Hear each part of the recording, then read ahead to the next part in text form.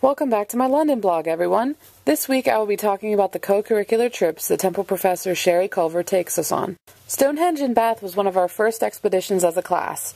From the helpful collaborations of SMC Study Abroad, Sherry Culver, and FIE, we were able to go on these class expeditions.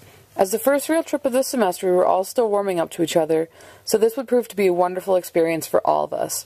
Next up was Bath, where the lukewarm water still flows freely from the ground. Called the Roman Baths, it was believed that royalty traveled from far and wide to bathe in the natural hot springs.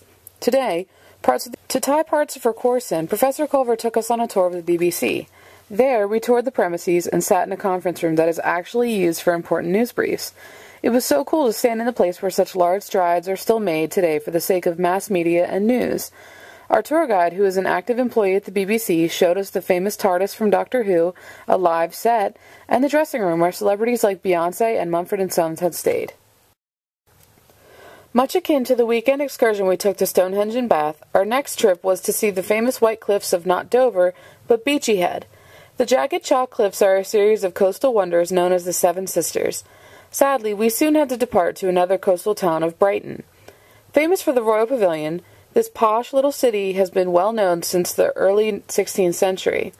The royal abode was built for George, Prince of Wales, and was used through 2 other royal campaigns. The location of the pavilion made for a beautiful seaside retreat and a lovely tour for our group. Shakespeare's New Globe Theatre made its appearance on London's banks in 1997.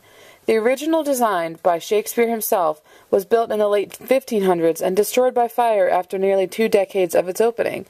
The New Globe today stands not far from where the old one once had, and is still used for performances today. On our tour, we were both enacting as members of the audience and even members of the cast, as we were able to rush the stage. And finally, as honorary Londoners, Professor Culver arranged high tea at the world-renowned Fortnum and Mason. As is customary by Brits, afternoon tea is a large part of English culture.